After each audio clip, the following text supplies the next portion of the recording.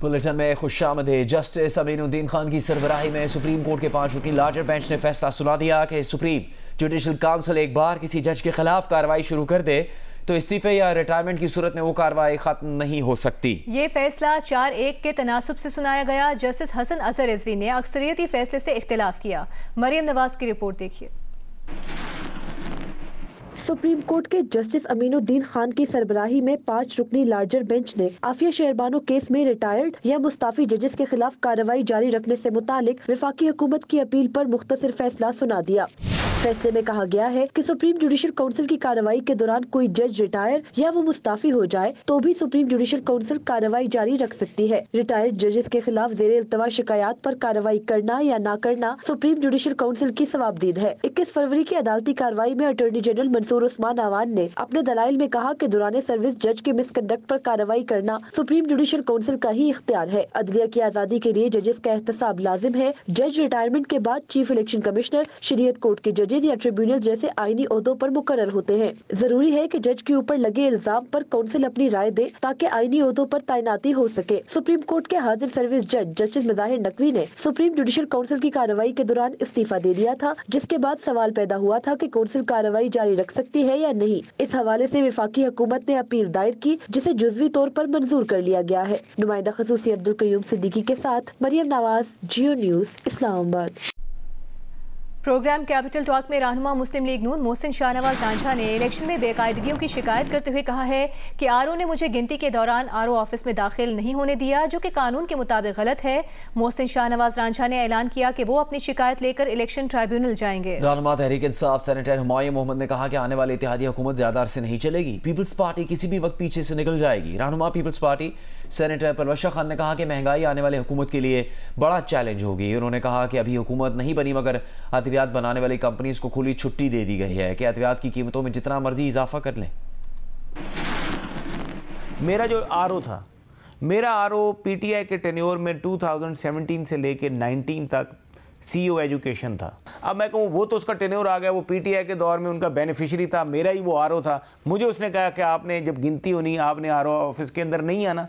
ये बातें तो मेरी एक तरफ हैं। अच्छा, उन्होंने आपको कहा कि आपने आरओ ऑफिस के अंदर नहीं आना, तो ये तो गैर कानूनी है। मुझे उसने मना किया था, लॉ एंड ऑर्डर सिचुएशन बन जाएगी, आपने आरओ ऑफिस के अंदर नहीं आना, और मैं आरओ ऑफिस के अंदर नहीं गया। आहिस्ता आहिस्ता कुछ ना कुछ तो बता रहे हैं। देखिए ना, मैं बता रहा हूं आपको। और उसके बाद आरओ ऑफिस में जो पीटीआई के कैंडिडेट थे उनके सारे लोगों को दाखिल कर लिया गया। इन लोगों ने आपस में करीब आए हैं और एक झिझक थी। झिझक ये थी कि हम उस कश्ती में नहीं बैठना चाहते, लेकिन पीछे से बहुत ज़्यादा धक्का दिया जा रहा था। तो ये बादल नाख्वास्ता उस जहाज़ पे, टाइटैनिक कह ले या जो कह ले, उस पर चढ़ गए हैं। आपने टाइटैनिक का लफ्ज़ इस्तेमाल किया तो वो तो डूब गया था। नहीं, तो वो ये डूबने के लिए ही है। पीपल्स पार्टी का जो रवैया है वो बैक है, वो पीछे से निकल जाएंगे। मैं ये कहूँगी अफसोस के साथ, भी नई हुकूमत नहीं बनी, लेकिन फार्मास्यूटिकल कंपनीज़ को खुली छुट्टी दे दी गई है कि वो अपनी मर्ज़ी के रेट तय करें। और इस जो अब अदवायात की रेट्स में जो तूफ़ान आएगा वो लोग कहाँ से दें।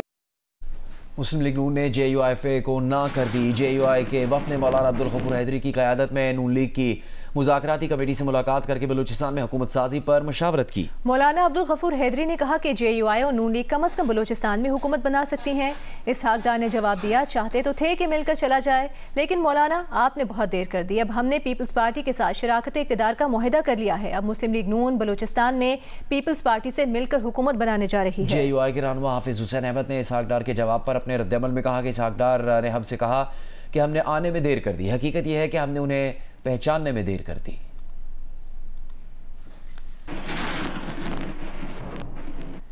और हुकूमत साजी के लिए MQM पाकिस्तान और मुस्लिम लीग नून के मुज़ाकरात हुए। ज़राए के मुताबिक MQM ने मुज़ाकरात पर राबता कमेटी को एतमाद में लेने का फैसला किया है। MQM पाकिस्तान के तर्जुमान के मुताबिक दोनों जमातों ने मुल्क में सियासी, जमहूरी और मुआशी इस्तेहकाम के लिए मफाहमत और बाहमी ताउन का अमल जारी रखने पर इत्तेफाक किया। वफूद की मजीद मुलाकातें मुतवक्किल हैं। वसाइल, इख्तियारात और इक़्तिदार की मुनसिफाना तकसीम को यकीनी बनाने की बुनियाद पर हुकूमत साजी का सिलसिला आगे बढ़ाया जाएगा। ऑडियो लीक्स केस में इस्लामाबाद हाई कोर्ट ने चेयरमैन पाकिस्तान टेलीकम्युनिकेशन अथॉरिटी को 4 मार्च को तलब कर लिया।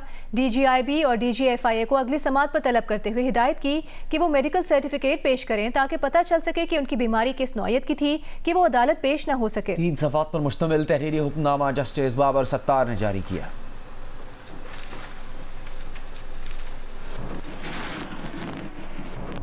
गुमशुदा बलूच तलबा बाजियाबी केस में इस्लामाबाद हाई कोर्ट ने पिछली समाअत का तहरीरी हुक्मनामा जारी कर दिया। अदालत ने गुमशुदा बलूच तलबा बाजियाबी केस में inter services intelligence, military intelligence और इंटेलिजेंस ब्यूरो के डायरेक्टर जनरल्स पर मुश्तमिल 3 रुकनी कमेटी कायम कर दी है। कमेटी को हिदायत की कि वो गुमशुदा अफराद से मुतालिक रिपोर्ट अदालत में पेश करे। रिपोर्ट की तैयारी के लिए कमेटी मुतालिका जिला और डिवीजन के सेक्टर कमांडर से मालूमात लेगी। अदालत ने कमेटी को हिदायत की कि वो जबरी गुमशुदगी में मुलविस मातहत हुकाम के खिलाफ कार्रवाई की सिफारिश भी करे।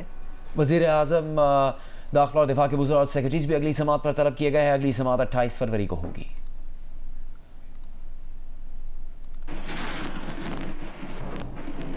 रहनुमा PTI सेनेटर फैसल जावेद के वारंट गिरफ्तारी सिविल जज कुदरतुल्लाह की अदालत में पेशी के बाद मुअत्तल कर दिए गए। उन पर थाना बनी गाला में लड़ाई झगड़े और धमकियों की दफात के तहत मुकदमा दर्ज है। फैसल जावेद की इस मुकदमे में जमानत कन्फर्म हो चुकी थी। अगली समाअत 13 मार्च को होगी।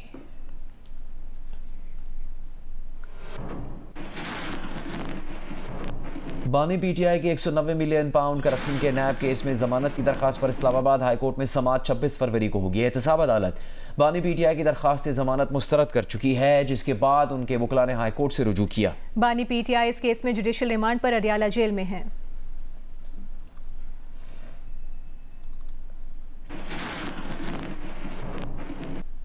अभी आपको बताएंगे कराची के इलाके सफूरा गोड स्कीम 33 के करीब एक घर में सांप निकल आया। इलाके में खौफ व हिरास फैल गया। आपको ये बताएं कि सांप की इतला पर रेस्क्यू टीम्स ने मौके पर पहुंचकर सांप को पकड़ लिया। घर से मिले सांप को महकमा जंगली हयात के हवाले कर दिया गया है।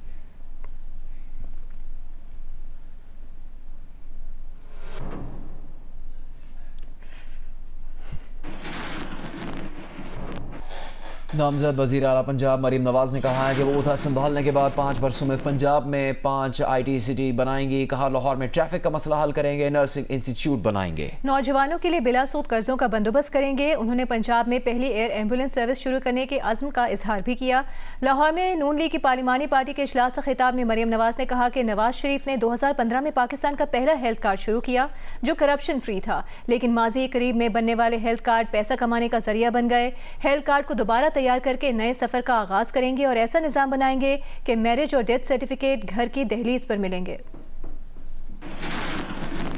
हम एक कॉम्प्रिहेंसिव प्रोग्राम लेके आ रहे हैं और ये एक मैं आपको बात बता दूं कि मेरा ये दिल है कि पंजाब के जो इस वक्त 40 डिस्ट्रिक्ट्स हैं, मैं ये समझती हूँ कि ये जो 297 हल्के हैं पंजाब के, इसको मुझे 297 डिस्ट्रिक्ट्स के तौर पे ट्रीट करना है। इंशाअल्लाह ताला पंजाब में 5 साल के बाद कोई गली ऐसी ना रहे जो टूटी हुई है, कोई जगह ऐसी ना रहे जहाँ पानी खड़ा है, कोई ऐसा शहर ना हो, कोई ऐसा गांव ना हो जहाँ साफ़ पानी हम मुहैया ना कर सकें, कोई ऐसा गांव ना हो जिसमें सफाई का बेहतरीन सिस्टम ना हो। तो ये एक बहुत चैलेंजिंग डॉन्टिंग टास्क है जिसको हमें वॉर फुटिंग पे करना है इंशाल्लाह, और हम करेंगे। साबिक विफाकी वज़ीर फैसल वावडा ने कहा कि नामजद वज़ीर आला पंजाब मरीम नवाज की तकरीर पर उन्होंने रद्दअमल देते हुए कहा कि घंटों की एडिटिंग के बाद पहली रिकॉर्डेड तकरीर नामजद वज़ीर आला पंजाब बुज़दार 2 मरीम साहिबा का पाकिस्तान को मसाइल से निकालने के लिए पहला ऐलान सामने आया। पंजाब पेंटर सर्विस से मर्दों तलाक और पैदाइश सर्टिफिकेट घर घर पहुँचाए जाएंगे। मियाँ साहब घबराना नहीं, कदम बढ़ाए, कोई आपके साथ नहीं है।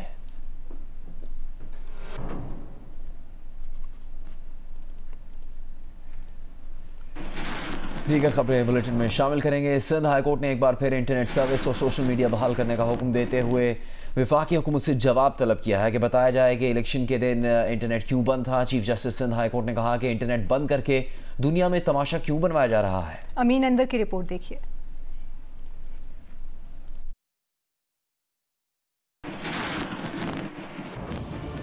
Chief justice Sindh high court ने रिमार्क्स देते हुए कहा, अभी तक नेट हाई कोर्ट में नहीं चल रहा, नेट कब चलेगा। दरख्वास्त गुजार के वकील ने बताया कि अदालती अहकामात के बावजूद इलेक्शन के दिन इंटरनेट बंद कर दिया गया। पीटीए के वकील ने अदालत को बताया कि पीटीए वजारत दाखिला के अहकामात पर अमल करती है। वजारत इत्तलात और वजारत दाखिला के अहकामात पर अमल दरामद किया है। Chief justice Sindh high court ने कहा कि लोगों को इलेक्शन तक नहीं लड़ने दिया गया। लोग इंटरनेट के जरिए मुहिम चलाना चाह रहे थे। पीटीए के वकील ने अदालत को बताया कि हमारे पास जो हिदायत आई पीटीए ने अमल दरामद किया। वफाकी हुकूमत के वकील ने बताया कि सूबाई हुकूमतों की सिफारिश पर इंटरनेट बंद किया गया था। सिंध हुकूमत के वकील ने बताया कि सिंध हुकूमत ने ऐसा कोई खत नहीं लिखा था। Chief justice Sindh high court ने बरहमी का इजहार करते हुए कहा, अब मलबा सूबाई हुकूमतों पर डाला जा रहा है। सदर कौन होगा, वजीर आजम कौन होगा, गवर्नरशिप किसको दी जाए। ड्राइंग रूम में बैठकर अगर ओहदे बांटने थे तो इलेक्शन करवाने की क्या जरूरत थी। इंटरनेट बंद करके दुनिया में अपना क्यों तमाशा बना रहे हैं। ऐसे लगता है अदालतें, सारे इदारे बेवकत हो चुके हैं। कौन मुल्क चला रहा है। वफाकी हुकूमत के वकील ने कहा, इंटरनेट सर्विस बंद होने से मुल्क में अमन व अमान का मसला नहीं हुआ। सबसे अहम मसला नेशनल सिक्योरिटी का था। नेशनल सिक्योरिटी की वजह से इंटरनेट सर्विस बंद की गई थी। अदालत ने 8 फरवरी को इलेक्शन के दिन इंटरनेट बंद करने की वजूहात तलब कर ली। अदालत ने इंटरनेट सर्विस और सोशल मीडिया बहाल करने का हुक्म देते हुए दरख्वास्तों की मजीद समाअत 5 मार्च तक मुलतवी कर दी। Amin Anwar, Geo news, Karachi. Islamabad high court ने तौहीन अदालत केस में डीसी इस्लामाबाद इरफान नवाज मेमन को गुज़िश्ता रोज़ अदालत से गैर हाजिरी पर जारी शो कॉज नोटिस वापस लेने की इस्तदा मुस्तरद करते हुए पीर तक जवाब जमा कराने की हिदायत कर दी। फैमिली के साथ उम्र के लिए सऊदी अरब जाने से भी रोक दिया।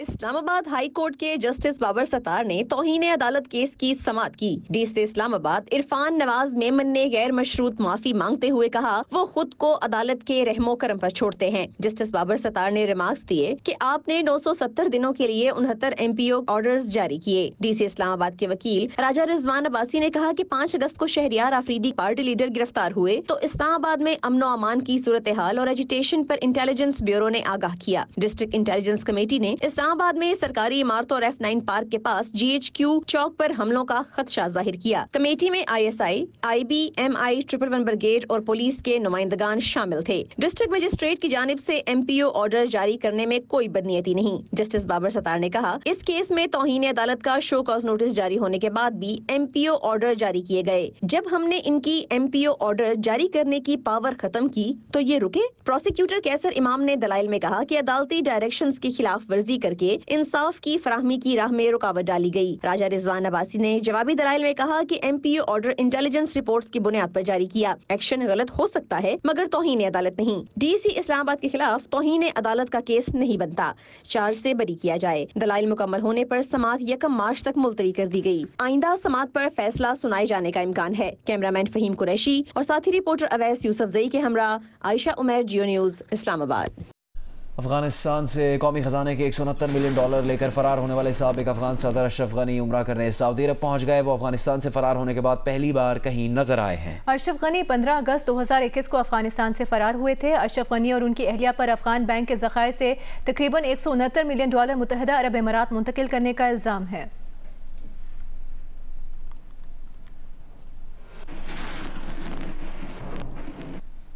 आगे बढ़ते हैं, आपको बताते हैं गजा में इसराइल के वहशियाना हमलों में मजीद 118 फ़लस्तीनी शहीद, 163 जख्मी हो गए। गजा में अब तक इसराइली हमलों में शहीद फ़लस्तीनियों की तादाद 29,313 हो चुकी है। इसी दौरान इसराइली पार्लियामेंट ने इत्तेहादी मुल्कों के 2 रियासती हल के मुतालबे को मुस्तरद कर दिया। इसराइली पार्लियामेंट में भारी अक्सरियत से वज़ीर आज़म नेतन्याहू की पेश करदा करारदाद मंजूर की, जिसमें आज़ाद फ़लस्तीनी रियासत के क़याम की बैनुल अक़वामी कोशिश को मुस्तरद किया गया है।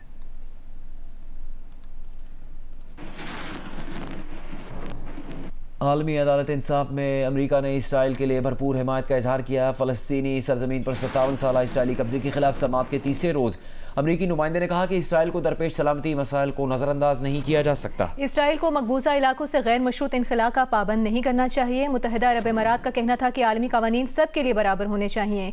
इसराइल फ़लस्तीनियों का जबरी इनखला फौरी रोके। मिस्र ने अदालत से इसराइल को गासिब करार देने और इसराइली कब्जे का फौरी खात्मा करवाने का मुतालबा किया। मुस्लिम लीग नून के रहनुमा इरफान सिद्दीकी ने कहा है कि मुस्लिम लीग नून और पीपल्स पार्टी का इत्तेहाद एक कठिन सफर होगा। बरतानवी नशरियाती इदारे से गुफ्तगू में कहा कि इससे पहले की पीडीएम में 16 जमातों का इत्तेहाद था, इसमें इत्तेफाक था। इस बार दीगर जमातें कश्ती में सवार होने के बजाय साहिल पर खड़ा होना चाहती हैं। साहिल पर खड़े होने वाला तमाशा देखने वाला होता है, साथ देने वाला नहीं। अगली मुतवक्के हुकूमत अक्सरियती नहीं बल्कि अक़लियती होगी। हमारे सख्त फैसलों पर पीपल्स पार्टी तनकीद करेगी। जब हम अपने मंशूर पर चलेंगे तो इख्तलाफात पैदा होंगे। इन इख्तलाफात से बाकी जमातें फ़ायदा उठाते हुए असम्बली तहलील करवा सकती हैं।